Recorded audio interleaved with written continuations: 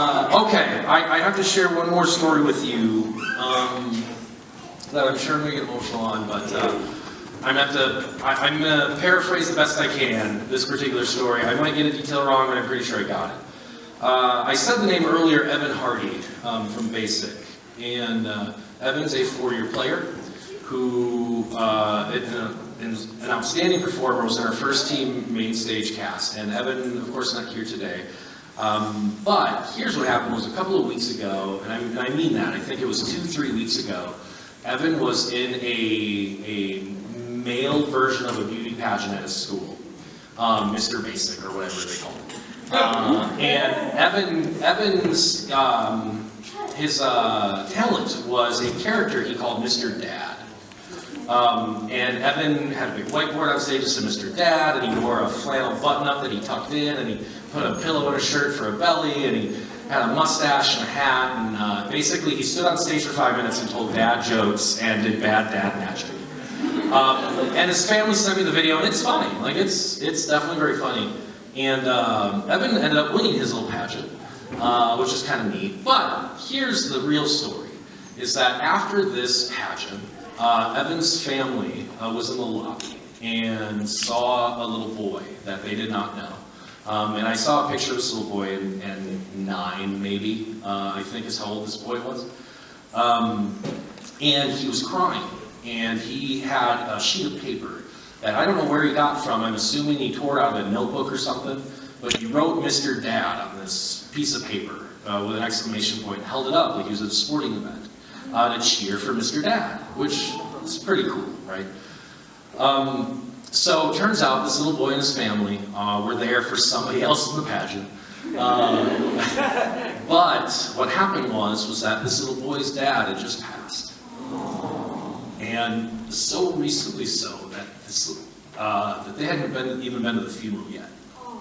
So Evan's character and what Evan did spoke to this boy on a completely different level than we can all appreciate. And if I could just re-emphasize again how good of a performer Evan is, just to show you how he could pull off this character and how he could make this little boy get to this place. So Evan did what he does, and Evan took pictures of this boy and signed his poster, and I'm just from one picture how this boy is leaning into this hug with Evan.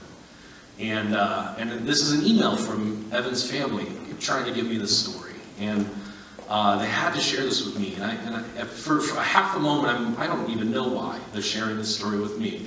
Thank you, because I got to share that with you, because it's beautiful. Yeah.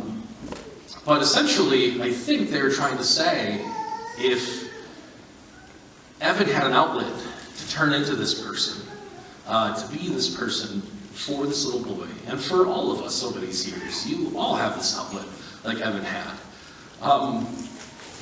And essentially, what I do, how much I believe in this league and what this can do for people, when I look around at some of the problems we have, when I look at the online issues, when I look at the weird violence that's happening at these schools, it just disgusts me because we don't have any of that here. We don't have an ounce of that.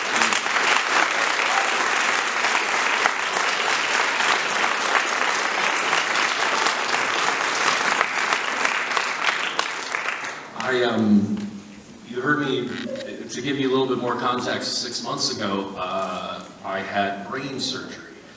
And not something that I've kind of announced this publicly till now, at least. And the beginning of this year was definitely real hard for me to try and do a lot. Even now, I'm not 100% as I stand here. If you noticed, I was moving a little slower this year, that's why. But the reason I do this, the reason I'm out here, is so that Evan can do that for that boy, so that Jenna can have this moment, so that Ashley can find the people that support and love her, so that Alfonso can have this chance, so my daughter can get sung happy birthday. I do this for all of these reasons, and I'd do it again if I have surgery again tomorrow. So here's my request. Am I foolish to think that I'm the reason Evan had that beautiful moment? God, no. That was always inside Evan. The magic behind this league is that it unlocks you. It allows you to be you. It allows you to communicate in a different way. It allows you to find confidence and give your own self a voice. So what I've been trying to do is for 13 years, I've been trying to get the state and the city to take this league over so that it can get bigger and it can grow farther. And at first I was laughed at. First it was, this isn't sport, what? And then they stopped laughing, but then they started finding all these nitpicky things. It's easier to point a finger and go, here's a problem, than it is to go, hey, this thing works. For 13 years, you've got someone who stands behind the camera, who comes here, doesn't ask for a thing, never gets any love, but she's here because of what this represents to us.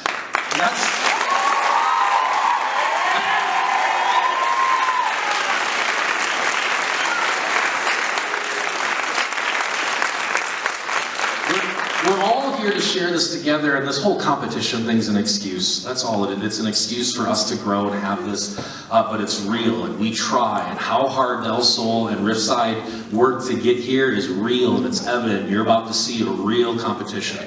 And we're going to have fun, and it's going to be a blast. This whole day's been beautiful, so here's my request. I need a little bit of support in terms of letters. I've got a couple of higher-ups that are basically putting us in front of the NIAA, and they want their letters to sit on top of other letters. If you have a student, a child, if you are a student, if you just want to say, hey, this is what the league means to me, this is what improv means to me. Heck, I went there once, it was fun. If you want to give me a letter, I'll take it, because that's what's being asked of me, to get these letters. And I had to find the right way of doing it. And I think Evan gave that to me.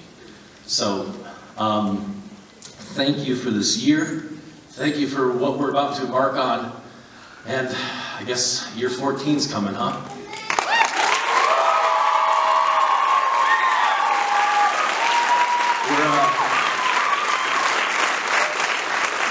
Give us a couple of minutes to turn the stage over, and let's get to this championship.